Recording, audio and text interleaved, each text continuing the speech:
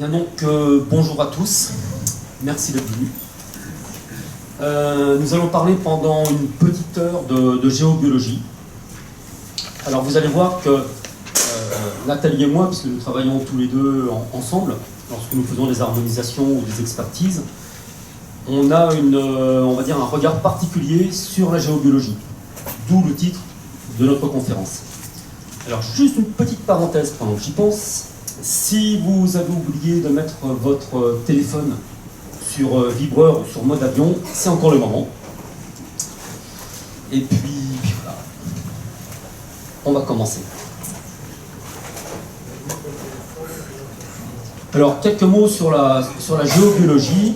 La géobiologie, c'est l'étude des phénomènes qui interviennent sur le vivant, dans les lieux. Après, vous avez, on va dire, deux types de géobiologie. Vous avez la géobiologie de l'habitat et la géobiologie sacrée, que l'on pratique lorsque l'on va dans des lieux sacrés, type église, cathédrale, site néolithique, voire même tout simplement dans la forêt. Parce que ce que nous appelons, nous, lieux sacrés, ce sont des lieux qui vibrent très fort. Ce ne sont pas forcément des lieux où il y a une architecture dessus. Donc là, c'est un petit peu particulier, on n'en parlera pas spécialement aujourd'hui. Nous allons plutôt parler de la géobiologie de l'habitat. Donc, on ne choisit pas sa maison par hasard.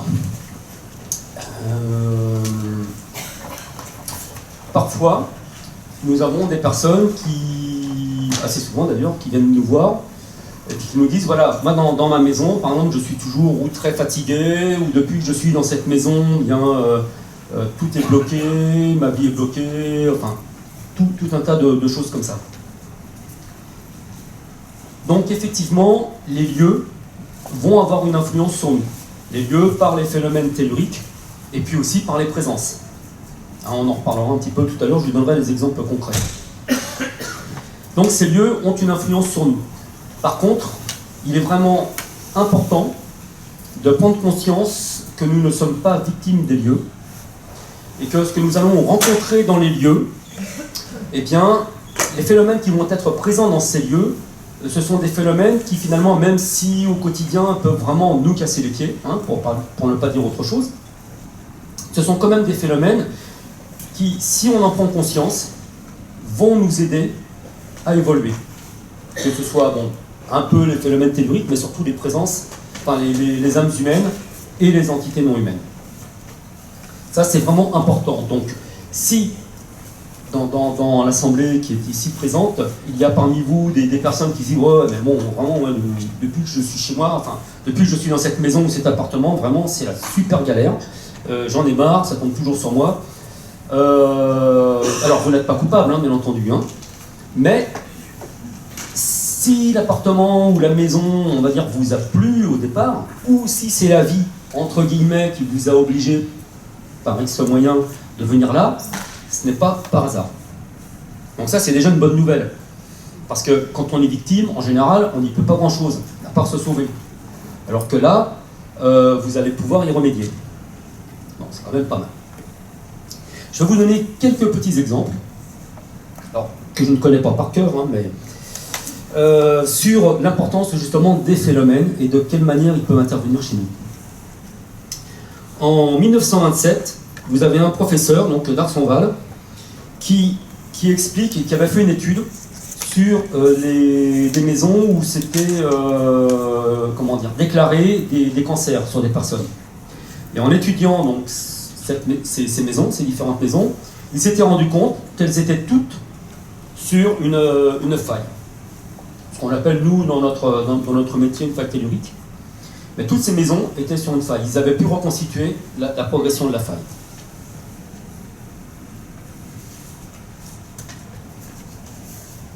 Vous avez eu d'autres expériences aussi qui ont été faites, qui ont mis en évidence les rayonnements telluriques et les apparitions de maladies. Bon, je vais vous apporter quand même quelques petites précisions par rapport à ça. Et puis un dernier petit exemple.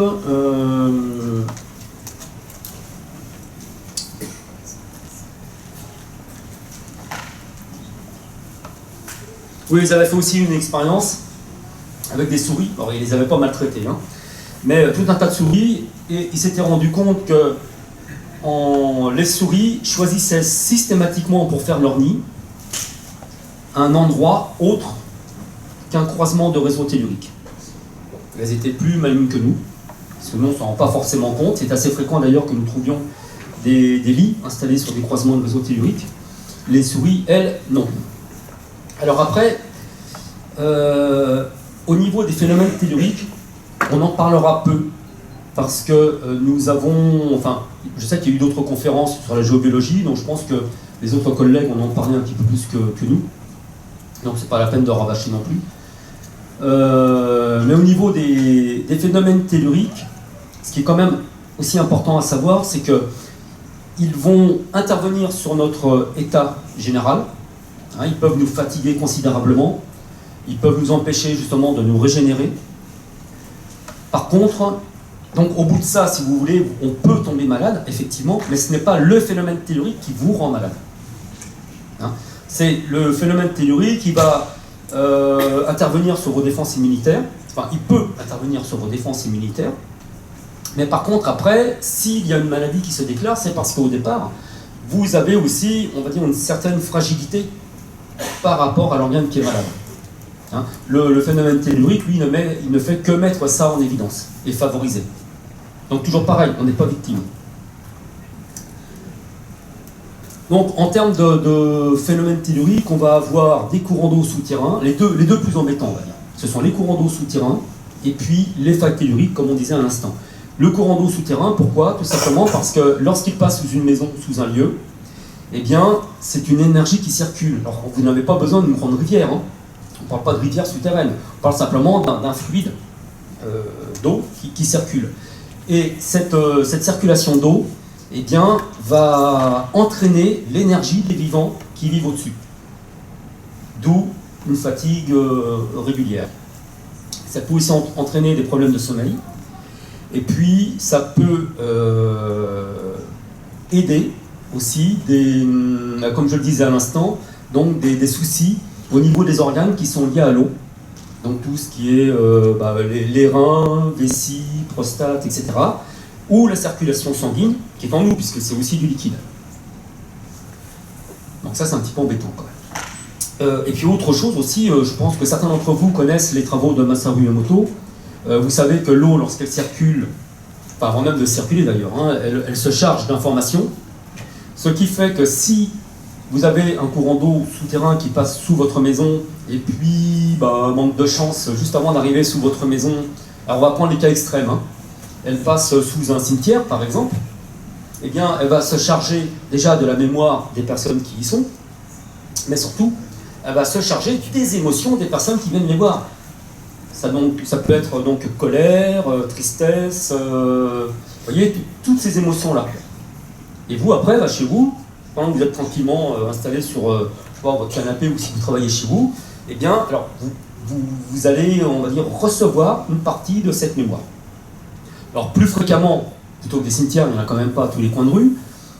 Si vos voisins, ce sont des personnes qui ont un grand conflit de couple, eh bien, vous risquez aussi de récupérer une partie de leur mémoire, de leurs émotions, si le courant d'eau souterrain passe d'abord sous leur maison et ensuite sous la vôtre.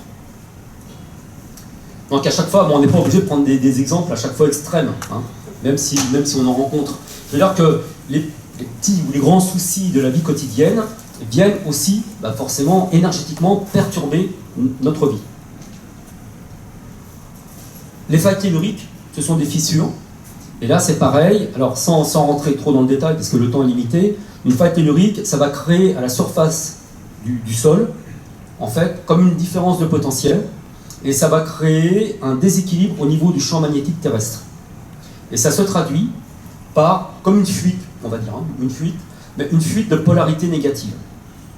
Donc là aussi, quand on parle de polarité négative ou positive, c'est pas le bien ou le mal, c'est négatif, c'est simple, ça vous pompe, positif, ça vous donne de l'énergie.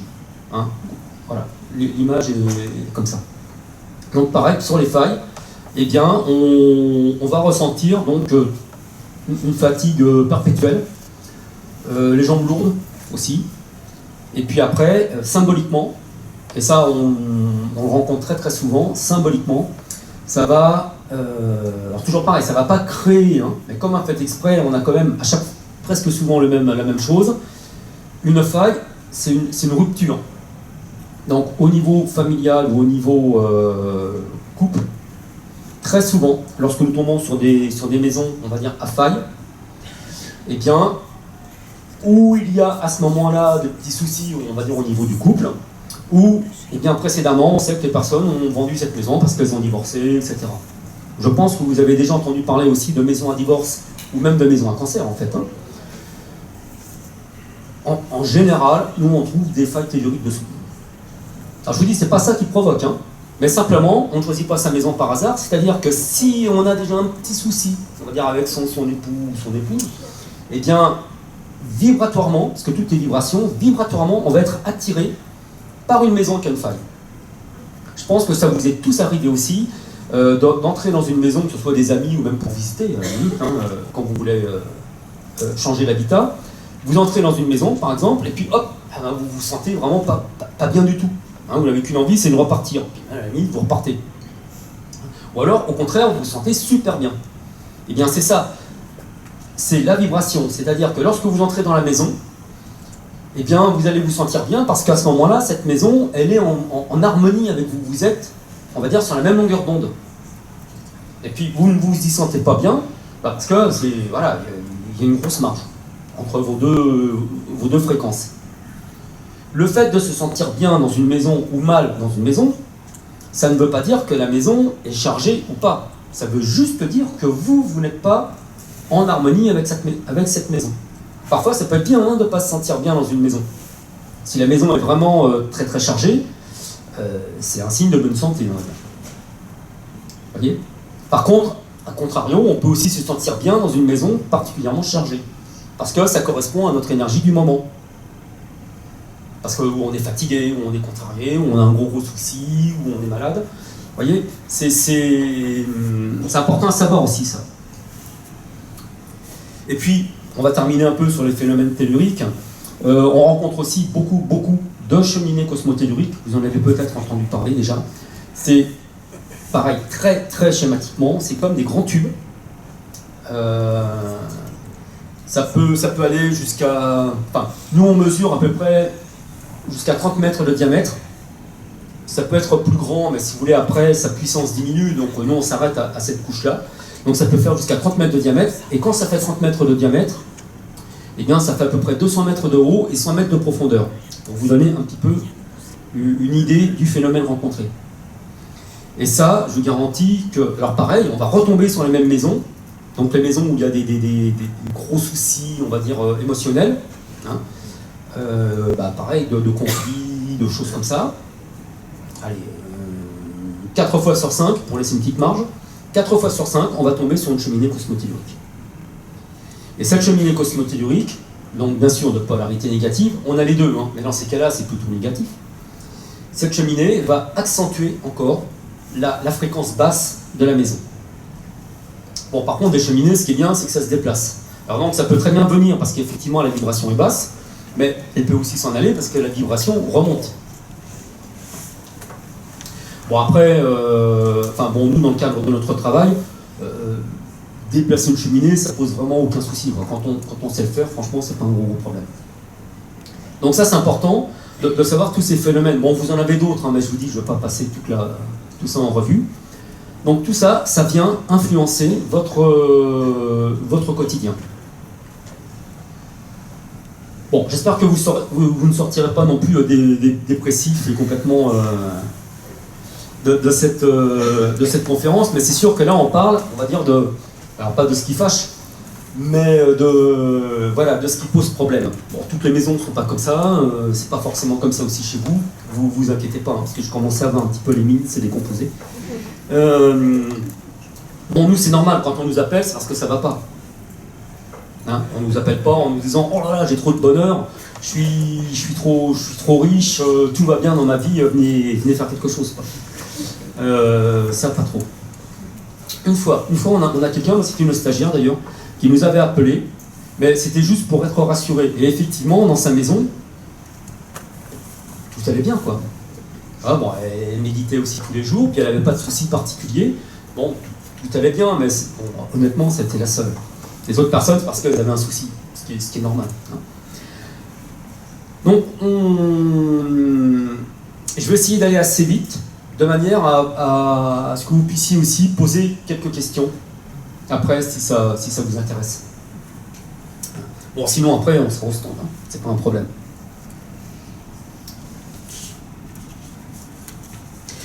Donc, nous, dans notre manière de travailler, quand nous intervenons sur, on va dire, le deuxième axe, en quelque sorte, de notre travail, qui consiste à déterminer les âmes et les entités, on va plus travailler en résonance avec les personnes.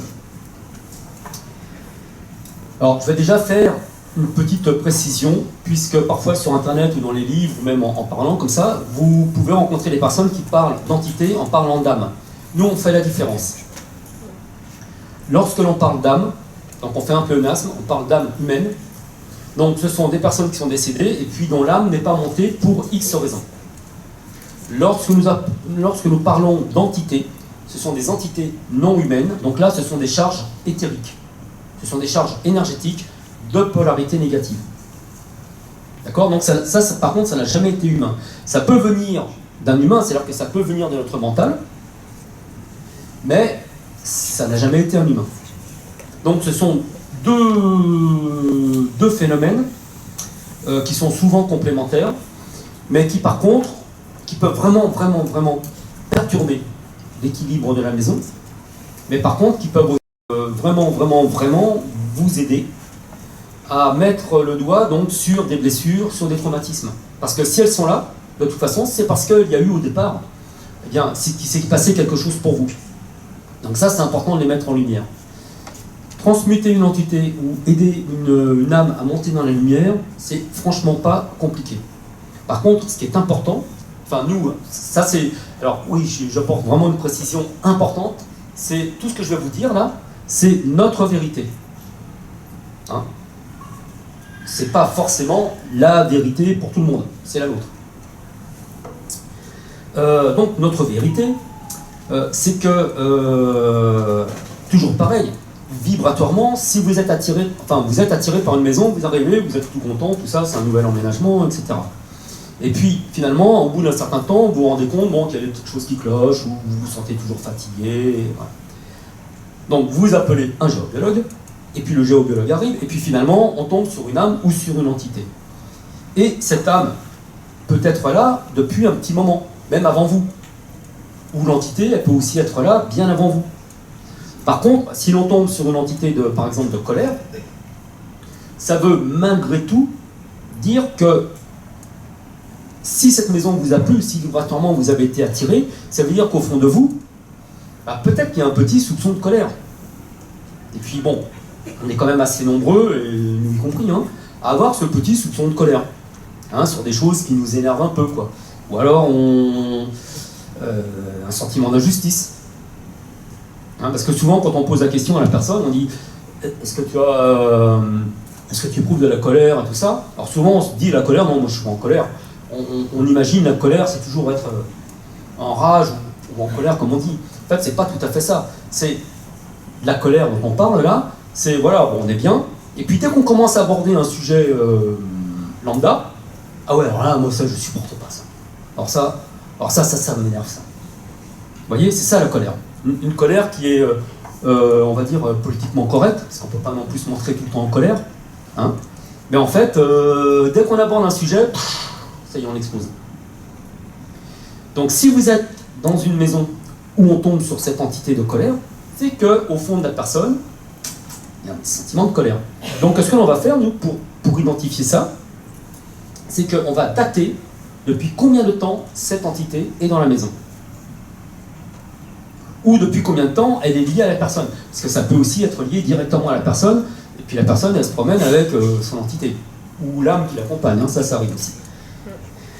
Donc on va pouvoir dater. Alors surtout si l'entité est venue, on va dire, après l'arrivée des personnes. Hein. Et puis par exemple, on va tomber sur X années, je sais pas, une dizaine d'années par exemple, et puis on va dire à la personne, bah voilà, en 2008, est-ce qu'il y a quelque chose en particulier qui, voilà, qui t'a mis en colère, ou vous voyez, qui a créé en fait un choc émotionnel, ou un traumatisme. Donc là, parfois, il y a 3 cas. La personne ne s'en souvient absolument pas. Bon, on peut aussi se tromper dans la datation. Hein. Mais en dehors de ça, la personne ne s'en souvient pas du tout, en toute bonne foi. Parfois, ça revient quelques jours après, c'est-à-dire qu'elle nous appelle ou elle nous envoie un petit courrier internet. On dit, oh, ça y est, j'ai retrouvé, c'était... Et après, quand on lit, on se dit, mais comment elle a pu oublier ça quand même? Mais voilà, ça c'est un autre débat. Deuxième chose, elle s'en souvient, mais elle n'a pas envie d'en parler, pour X raison aussi. Et puis troisième solution, bah, elle s'en souvient tout court, et puis là, elle nous explique. Et nous travaillons avec des baguettes de sourcier, et au fur et à mesure, quand on est branché avec la personne, au fur et à mesure qu'elle nous explique, enfin, ce à quoi elle pense, parce qu'il faut vérifier quand même, eh bien, au fur et à mesure, on a les baguettes qui réagissent et qui s'ouvrent, et là, on sait qu'on est sur la bonne piste. Si elle ne s'ouvre pas, c'est qu'on n'est pas sur la bonne piste, et puis on va chercher ailleurs. Et très très souvent, on va dire, ces entités de colère, par exemple, elles peuvent avoir été réveillées, on va dire remises au goût du jour, par exemple je dis 10 ans, ouais, donc en 2008, mais si on cherche encore un peu plus loin, on va tomber sur une autre cause encore antérieure, qui très souvent remonte à l'enfance, ou à des relations, on va dire, familiales. Vous voyez ? Donc ça c'est important, parce que à partir de ce moment-là, la personne va pouvoir verbaliser sa colère, par exemple, et reprendre conscience de cette colère, du sentiment d'injustice qu'elle a pu ressentir à ce moment-là. Et puis voilà, donc on va jusqu'où on peut. Hein. Et puis après, effectivement, on va transmuter l'entité et charge à la personne de continuer ou pas, ça c'est son choix, de continuer ou pas à travailler sur cette colère. Parce qu'on tombe parfois sur des colères, ou même des sentiments de culpabilité en fait, hein, qui sont là depuis 40 ans. Vous vous doutez bien que c'est pas en 2 minutes, parce qu'on transmute une entité de culpabilité, par exemple, si la personne, ça fait 40 ans qu'elle se sent coupable, voilà, elle va pas se sentir d'un seul coup, enfin sur le coup, si, mais c'est un travail qui est beaucoup plus en profondeur que ça quand même. Donc nous, on est là pour mettre tout ça en évidence. Donc ça c'est pour les entités. Les entités, elles sont de différentes origines, mais je vous dis les 3/4, elles viennent de notre mental. Donc en gros, bon, là aussi je pense que beaucoup d'entre vous connaissez les formes de pensée.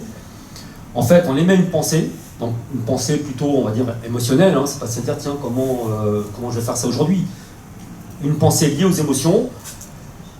Si on l'a régulièrement, et puis qu'elle est vraiment puissante, on va se faire un petit nuage noir. Alors on peut en avoir des roses aussi, si c'est l'amour, hein, mais là, voilà, je vous ai dit, là, on parle de ce qui nous embête.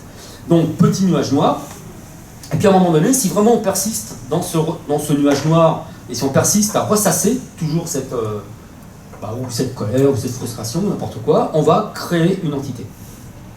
Et là, cette entité, vous pouvez la toucher. C'est-à-dire que alors c'est invisible, j'allais dire c'est concret, c'est concret énergétiquement. Hein. C'est-à-dire qu'on peut la toucher. Certains peuvent les voir aussi. Hein. Bon, nous on les voit pas, nous on les ressent et on les touche. Mais en fait, voilà, vous allez avoir une entité qui va être cristallisée et puis qui va se trouver, par exemple, sur le fauteuil de la personne, parce que c'est sur ce fauteuil-là que tous les jours, quand elle rentre du travail, elle ressasse ses journées, puis qu'elle en a marre après tout le monde, qu'elle est en colère après tout le monde, et puis même si cette personne vend la maison, ou part, on va dire, hein, bon, elle va emmener son fauteuil, possiblement, mais en tout cas, l'entité, elle reste là. Et après, vous arrivez, et puis vous héritez aussi d'une belle entité, par exemple, de colère. Mais toujours pareil, hein, je dis, cette entité de colère, elle est juste là pour aussi mettre la vôtre en résonance. Alors, les âmes, c'est un petit peu différent. Les âmes, donc ce sont des personnes, enfin des âmes qui ne sont pas montées suite au décès. Il y a vraiment plein de causes aujourd'hui pour lesquelles les âmes peuvent ne pas monter. Nous, on en rencontre vraiment de plus en plus par rapport à avant. Il y a une progression par rapport à ça. Je pense qu'une des raisons déjà, c'est, je dirais, la perte de repères au niveau des différentes religions. Bon, nous, on ne prône pas la religion, on se sert, comment dire, parfois de prière, parce que ce sont des formules magiques qui fonctionnent parfaitement, mais on n'est pas affilié à une religion en particulier. Nous, on utilise différentes religions du moment que ça marche. Mais le fait de ne plus avoir de... Je pense notamment à la religion catholique, le fait de ne plus avoir on va dire, de rituels comme on avait peut-être il y a 100 ans, qui pouvaient aider justement les âmes à monter, comme les 3 jours de psaume, etc. Moi, mon père, quand il est mort, bon, il s'est fait enterrer à l'église, enfin, il est passé par l'église, je veux dire, il n'y avait même pas de curé, c'était des femmes de catéchisme qui ont fait la messe.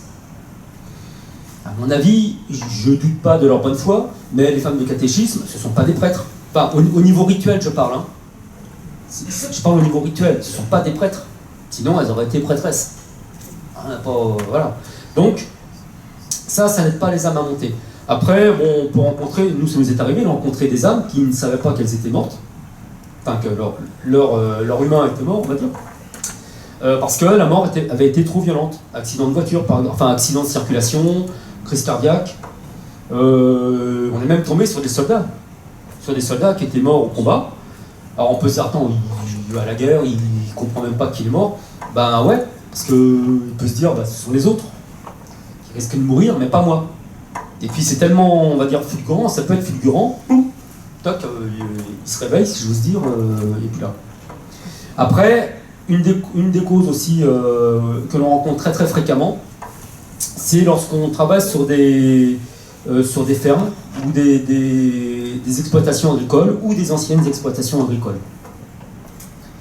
Parce que, alors aujourd'hui, je ne sais pas trop, moi je vous parle d'âmes, on va dire un petit peu anciennes. On va dire les plus récentes sont du début du XXe siècle. C'est-à-dire que chez les agriculteurs, vous avez quand même, on va dire, une bonne notion de la terre, de la propriété. Et du coup, eh bien, ce sentiment de propriété, il va au-delà de la mort. C'est-à-dire que nous, on rencontre assez fréquemment des âmes, d'anciens, on va dire, maîtres, ou d'anciens, vous voyez, chefs d'exploitation, on va dire, qui sont là, et qui ne comprennent pas, alors en général, ils mettent un peu le bazar quand même, parce qu'ils ne comprennent pas pourquoi il y a d'autres personnes chez eux. Vous voyez ? Donc là, c'est un peu plus embêtant. Voilà, dans les exemples, ou alors sinon aussi, vous avez aussi les âmes qui demandent réparation, tout simplement, ou qui n'ont pas délivré un message à temps. On a eu, nous, c'était l'année dernière, alors je vais vous donner un petit peu l'exemple de la maison. Donc c'était une personne qui avait toujours vécu dans cette maison-là avec ses parents. Lorsque ses parents sont morts, il a bien sûr hérité de la maison et il est resté dans la maison. Et dans cette maison, il n'a rien changé. Donc c'était son ami enfin on se connaissait en fait, on se connaissait d'avant, mais c'était son ami qui disait mais moi je peux même pas rentrer dans la maison, quoi. Elle était très sensible, et je peux même pas rentrer dans la maison. Donc elle nous avait demandé de lui filer un petit coup de main. Et effectivement, dans cette maison, tout était figé. Donc je vous dis, les meubles étaient restés en place, tout pareil. Et puis à un moment donné, avec les baguettes, donc les baguettes m'emmènent sur un fauteuil. Et là, sur le fauteuil, je trouve la mémoire de la mère. Alors quand même, ce qu'il faut savoir, elle nous avait expliqué quand même, c'est que donc c'était justement ses parents étaient agriculteurs, et ses parents, toute leur vie, en dehors du travail, donc ils ont beaucoup travaillé, mais en dehors du travail, bon, ils considéraient que leur vie, en fait, enfin, qu'il n'y avait rien à faire, quoi. C'est-à-dire qu'ils rentraient du travail, ils s'asseyaient dans le fauteuil, terminé. Jusqu'au lendemain matin. Donc sans avenir, sans espoir, sans rien. Donc, la mémoire de la mère était toujours dans le fauteuil. Et puis à un moment donné, les baguettes, parce que ce sont les baguettes qui nous dirigent en fait sur tel ou tel phénomène, à un moment donné, les baguettes nous emmènent sur un espèce de vaisselier qui était dans la salle à manger. Et je sentais le vaisselier, enfin il y avait vraiment on va dire une polarité négative. Je vous l'ai dit, hein, c'est pas péjoratif, hein, c'est voilà, ça pompe quoi. Hop, les baguettes nous guident vers un tiroir. On ouvre le tiroir, et dans le tiroir, c'était tout le matériel de couture de la mère, qui était toujours là. Je crois qu'elle était partie, je ne sais plus, peut-être 2 ou 3 ans avant. Mais tout le matériel de couture était là. Et au fur et à mesure qu'on sortait les objets, tous les objets étaient chargés. Après, les baguettes, ou avant, je ne sais plus exactement l'ordre, hein, c'est pas important. À un moment donné, les baguettes nous emmènent dans la salle de bain. Et là, on est tombé sur une grosse entité, donc une grosse charge éthérique. Bon, nous, on a appelé ça... alors, je ne sais même plus, attendez. Ah ben le nom m'échappe, parce qu'on ne connaissait pas ce type d'unité, en quelque sorte. Donc, on lui a donné un nom. Bon, c'est pas grave. Et en fait, quand on se branchait sur cette entité, eh bien, c'est comme si la vie s'arrêtait. C'est-à-dire qu'en fait, c'est ce que je vous disais tout à l'heure, c'est que si, c'est une entité de fatalité. Voilà, on a trouvé un nom comme ça pour la classer. Parce qu'en tant qu'humain, on a toujours besoin de classer dans les cases. Donc, entité de fatalité. Et là, voilà, dès qu'on était dans la salle de bain, c'était... à quoi bon, quoi. Vous voyez? Mais je vous garantis que c'était une puissance mais phénoménale, quoi. Et puis après, eh bien, on est arrivé donc dans... Alors, je ne sais plus si c'était sa chambre à lui. Si, je crois que c'était sa chambre. Et là, il y avait aussi un fauteuil. Et dans le fauteuil, il y avait l'âme du père, qui était restée là. Et l'âme du père, en fait, était restée là parce que le père voulait lui demander pardon. Parce qu'il nous a expliqué que de toute sa vie, pourtant il vivait avec ses parents, hein, je vous l'ai dit, hein, ils n'avaient jamais parlé quasiment ensemble. C'est-à-dire que lorsque les parents rentraient le soir, bon, lui, quand il était petit, il rentrait de l'école, c'était la télé, terminé. Et puis plus tard, adulte, pareil, il rentrait, terminé. Voyez ? Et là, donc, l'âme du père était restée pour demander pardon à son fils, de ne pas avoir, on va dire, de ne pas avoir fait preuve d'autant d'amour que son fils aurait pu en avoir besoin. Vous voyez, c'est souvent ça aussi qui arrive. Donc là, bon, j'ai expliqué un petit peu ça donc, à la personne. Et puis, bon, comme il avait aussi, il était habitué, comme je vous l'ai dit, on se connaissait, donc il était aussi venu à nos stages. Et je lui ai dit, écoute, voilà, là c'est ton père, donc il a un message à te donner, vois si tu peux le capter, parce que c'est mieux que la personne en direct, on va dire, même télépathiquement, ou des images, vous voyez, c'est mieux que si c'est nous qui servons l'intermédiaire, parce que nous, on a aussi nos propres filtres, hein, donc c'est plus naturel si c'est une relation directe. Et puis voilà, et là il a pu enfin ressentir l'amour de l'âme de son père pour lui, enfin, voilà. Donc c'est pour ça que nous, quand on travaille, on ne veut absolument pas arriver, et puis on va dire jouer au chasseur de fantômes, et puis, etc. Il faut vraiment comprendre, vous voyez, c'est ça qui aide les personnes. Alors, pour l'anecdote quand même, donc voilà, on a harmonisé la maison, etc. Et puis, donc cette personne-là m'avait expliqué que depuis des années, il voulait construire une maison en bois sur un terrain. Et puis enfin, au départ, il m'avait dit qu'il voulait. Il m'avait pas dit qu'il avait particulièrement des problèmes, mais bon. Et puis c'est tout. Et puis, je crois que c'est une semaine après. Donc c'est son ami donc enfin on a son ami au téléphone, je ne sais plus pour quelle raison, et qui nous explique en fait que dans la semaine, eh bien, le terrain qu'il voulait pour construire sa maison avait été débloqué. Alors ce qu'il ne nous avait pas dit, c'était que le terrain où il voulait construire sa maison, c'était le terrain de sa tante. Et que depuis des années, il voulait acheter le terrain, mais que depuis des années, sa tante ne voulait pas. Et, entre guillemets, comme un fait exprès, donc quelques jours après l'harmonisation, sa tante l'a appelé d'elle-même pour lui dire, bon écoute, si tu veux, je te laisse le terrain. Bon, au final, je crois qu'il ne l'a pas pris. Mais, rien pour l'embêter. Mais en fait, voilà, et ça, des situations qui se débloquent comme ça, on en a vraiment beaucoup. Lors d'une harmonisation, on était donc chez une personne, et cette personne est en train de se séparer de son compagnon. Donc on faisait la maison, on va dire l'ancienne maison du couple, qui était la maison familiale du compagnon. Mais comme ses enfants restaient là, elle tenait absolument à ce que nous fassions une harmonisation, justement pour enlever aussi toutes les entités de colère, de disputes, etc.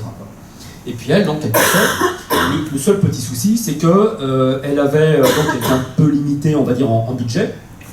Donc elle avait trouvé une maison, mais cette maison, elle devait partir en septembre. Cette maison n'était pas disponible avant longtemps parce que les propriétaires voulaient faire les travaux dedans. Et en plus, en faisant les travaux, forcément, ils augmentaient le loyer, et du coup, ça sortait, elle, de ses possibilités. Donc, ça, c'était au mois d'août, et au mois de septembre, elle ne savait vraiment pas où elle allait aller.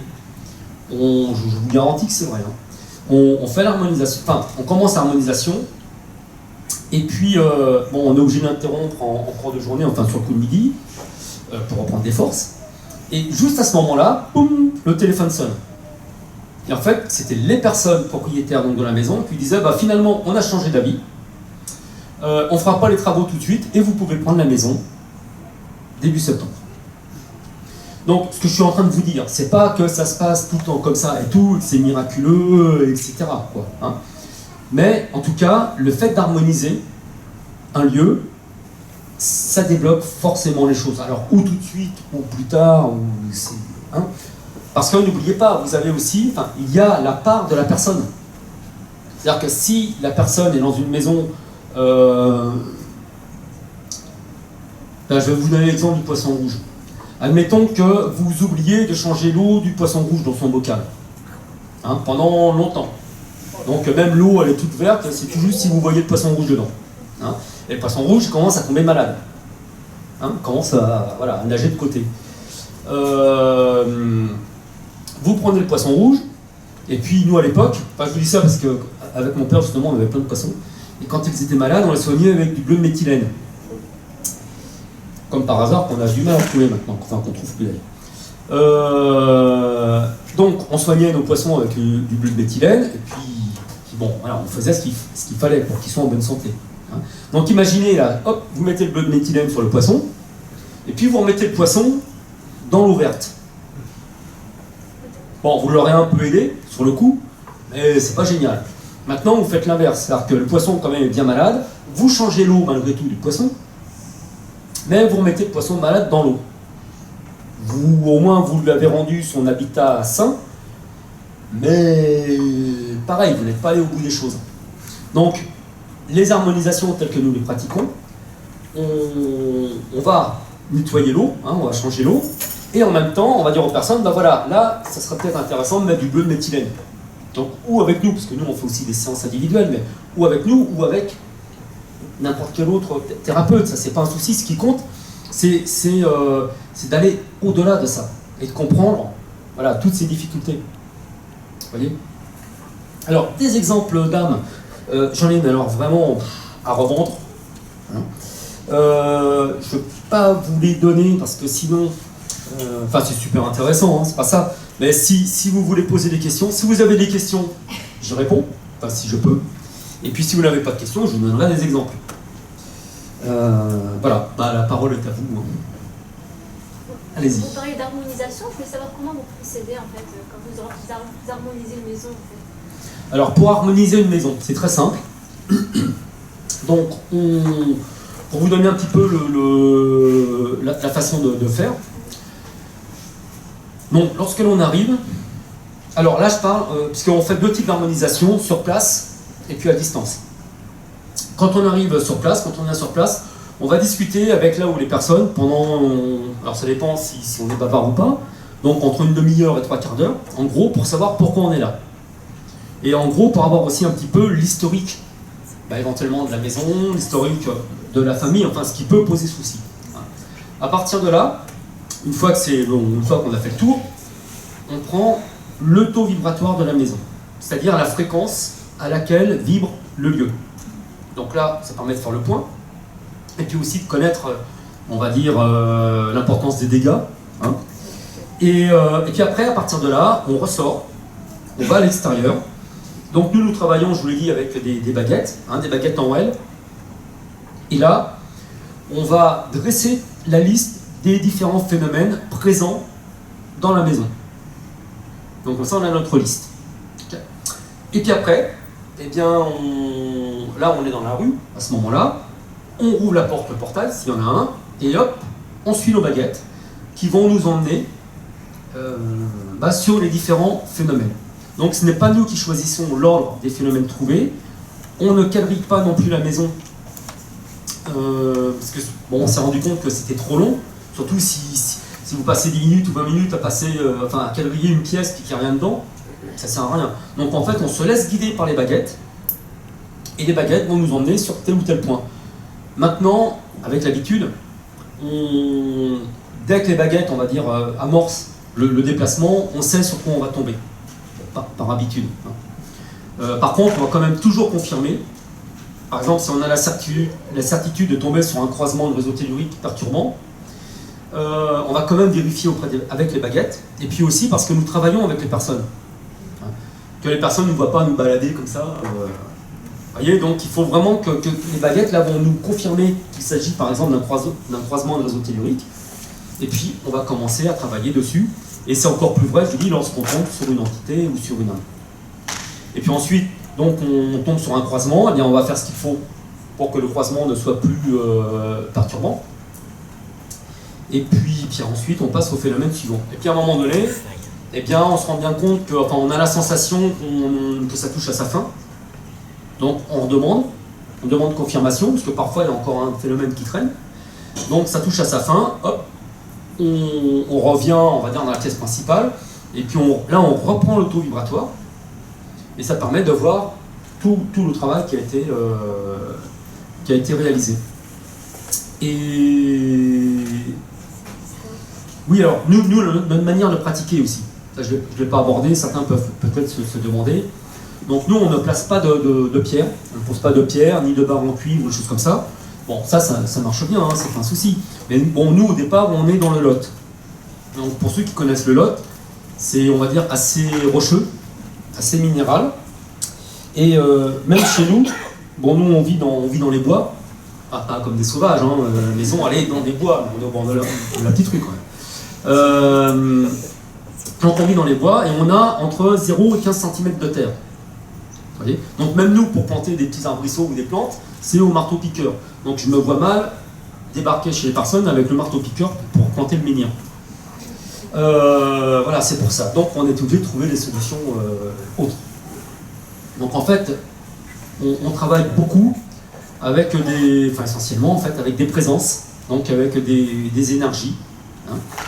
Pour ceux qui connaissent, au départ, on a été formé par Yann Lipnik.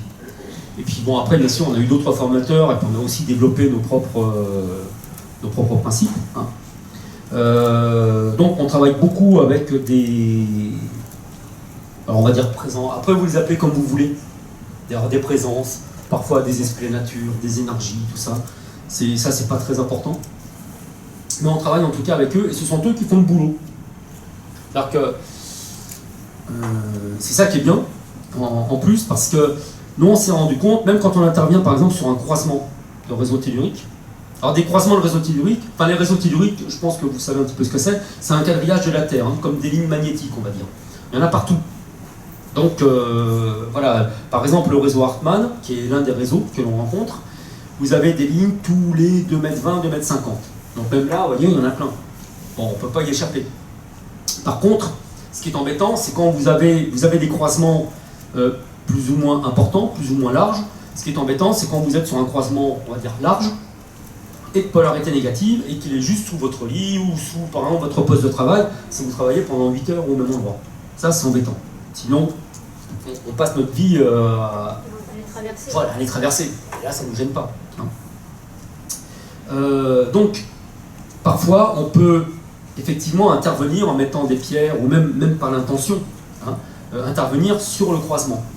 Sauf que, bon, nous, vous savez, on dit qu'on est dans la 3e dimension, que la Terre vibratoirement est aussi en train de changer. De toute façon, ça on le voit tous les jours par rapport à ce qui se passe au niveau conscience.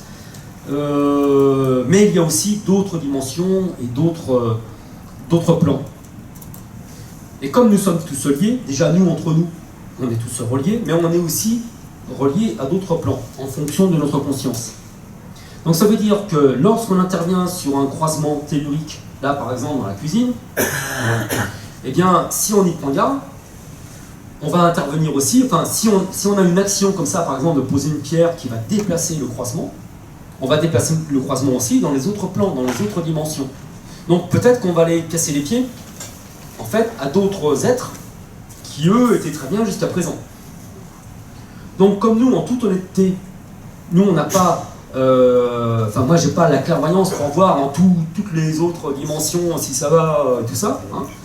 Et bon, on fait appel à des êtres qui sont spécialisés là-dedans et qui eux ont cette, on va dire, cette supervision et qui vont faire les choses bien.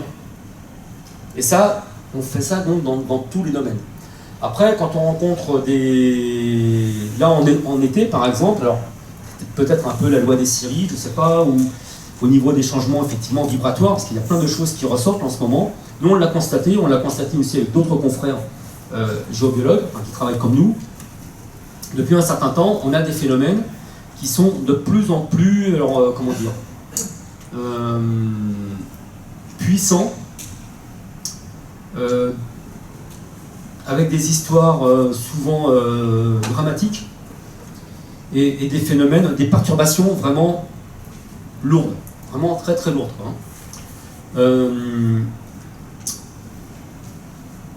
Donc dans ces cas-là, on travaille avec, enfin même dans ces cas-là, et même très souvent en fait, nous on travaille beaucoup avec l'énergie divine, et notamment avec la mère divine, qui est, pour ceux qui connaissent le concept en fait de Sri Aurobindo, qui était un maître indien du début du XXe siècle.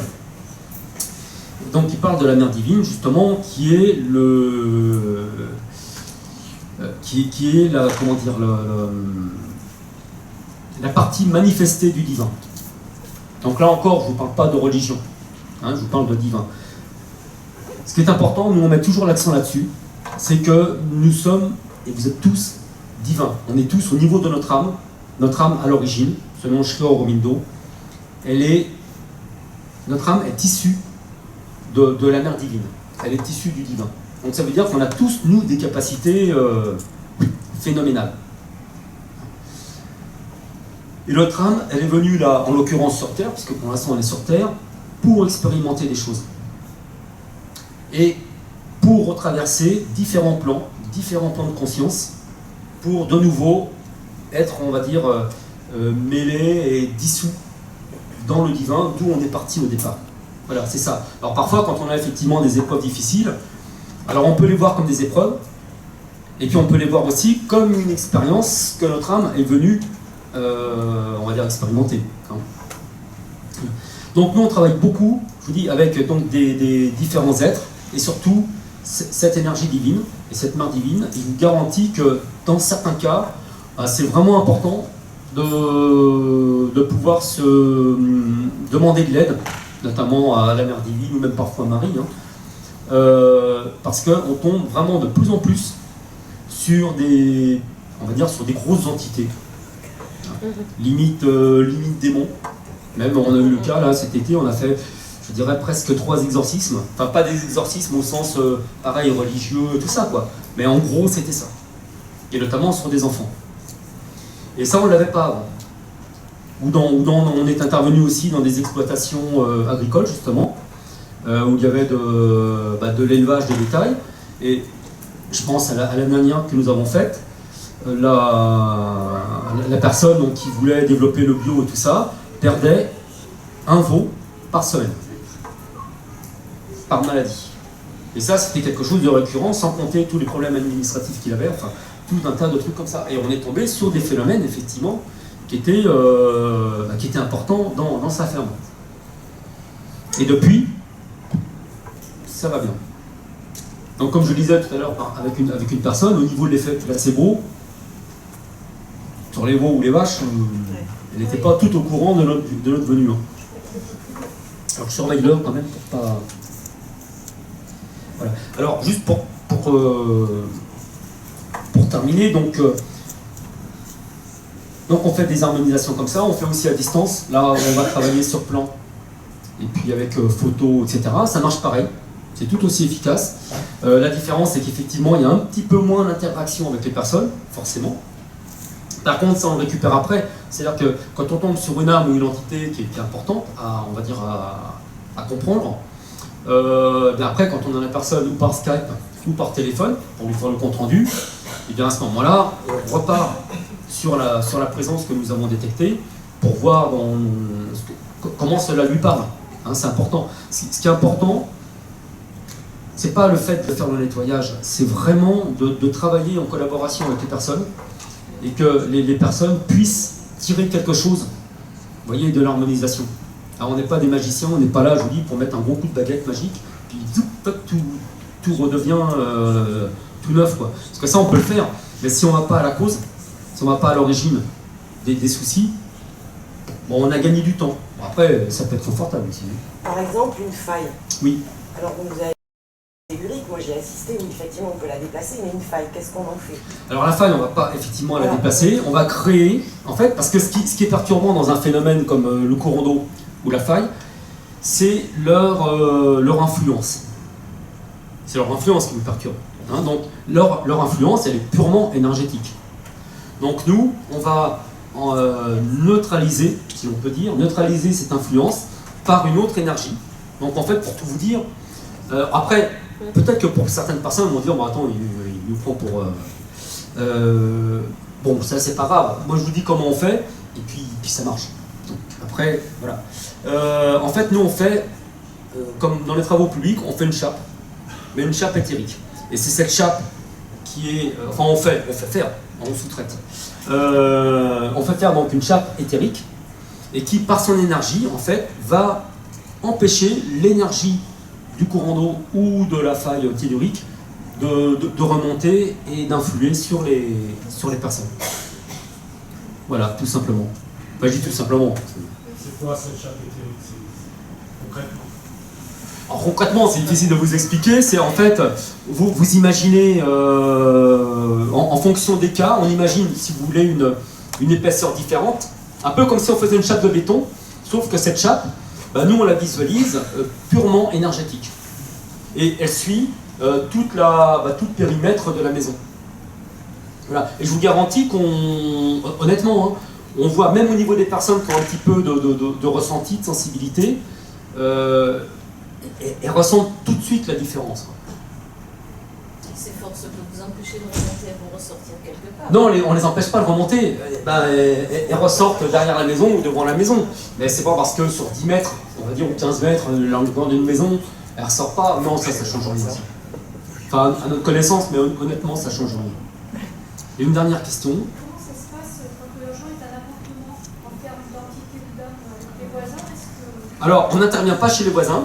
Donc du coup, on n'intervient que dans l'appartement. Et en quelque sorte, pareil, un peu le même principe que la chape, en quelque sorte, hein, c'est que l'on va isoler l'appartement. Alors même par rapport à une cheminée, on a eu le cas tout récemment, là, juste avant de venir, on a fait un appartement à Lille, donc à distance. Et eux habitaient au 8e étage. Et en fait, ils étaient juste à côté de l'ascenseur, de la cage d'ascenseur. Et les cheminées cosmotelluriques aiment bien, justement, vous voyez, les châteaux d'eau, cage d'ascenseur, cage d'escalier, les puits, etc. quoi. Et la cheminée débordait dans l'appartement. Donc ce que l'on a fait, c'est qu'on n'a pas déplacé la cheminée, puisque cette cheminée, au niveau équilibre, elle intervient aussi dans les autres appartements, mais les autres personnes, elles sont venues dans ces appartements parce qu'il y avait cette vibration-là. Donc on ne peut pas chambouler, vous voyez. Donc du coup, on a fait un peu comme je sais pas comment dire, comme une parenthèse, en gros. Hein. C'est-à-dire qu'en fait, l'appartement, lui, le leur, il est, vous avez la cheminée qui a rétréci, ou je sais pas comment on l'a fait, hein. En gros, mais en fait, voilà, l'appartement n'est plus concerné maintenant par ça. Après, les âmes et les entités, là, par contre, là, on traite à un niveau individuel, donc là, ça pose pas de souci. Alors, juste pour terminer, donc tout ce que l'on vous a dit, on fait donc les harmonisations, ainsi que des expertises avant achat ou avant location, ça peut aider aussi. Justement, j'en parlais avec un monsieur ce matin. Quand on veut construire sa maison, donc si on n'a pas encore acheté un terrain, ça peut être bien de savoir justement si ça prend un courant d'eau ou une faille dessous, parce qu'effectivement, on peut réparer, on peut améliorer les choses. Mais bon, c'est encore mieux de ne pas se jeter dans la gueule du loup, quoi. Hein, si on a le choix. Ou alors éventuellement déplacer la maison par rapport à un courant d'eau qui est sur le terrain, etc. Donc ça, on fait tout ça. Et puis on fait aussi des formations, on fait des stages. Donc après toutes les autres questions, vous pouvez venir aussi sur le stand. Alors pas tous en même temps, parce qu'on va bloquer le couloir. Mais voilà, sinon j'avais amené aussi quelques plaquettes, mais à ce moment-là, je vous les donnerai dehors pour paginer la conférence suivante. Et voilà, donc on fait des stages de clair ressenti, communiquer avec les esprits de la nature. Ensuite, des stages de géobiologie, donc sur les phénomènes telluriques, sur les armes et entités. Après, on a un autre stage qui reprend tout ça, où là, on va faire une harmonisation en vrai, dans une maison. On fait les stages aussi de géobiologie sacrée. Un stage que l'on a appelé, qui est en 2 stages, que l'on a appelé Rencontre avec soi, où là, on travaille sur les mémoires karmiques, mémoires familiales, sur l'ego, parce que l'ego, c'est un peu là. Donc, où là, on peut, ou par rapport aux thérapeutes, eh bien, découvrir d'autres protocoles, en plus de ce qu'ils font, hein, mais aussi où on peut aussi venir pour se prendre, on va dire, 2 fois 3 jours de soins, en fait. Hein. Et puis là, prochainement, enfin en début 2019, donc un stage aussi que l'on a appelé la magie du son. Donc où là, on va travailler sur le yoga du son, les chants sacrés, etc. Voilà. Comment? Alors oui. Très très bien. Donc notre stand, c'est le 90. Voilà. Enfin, merci.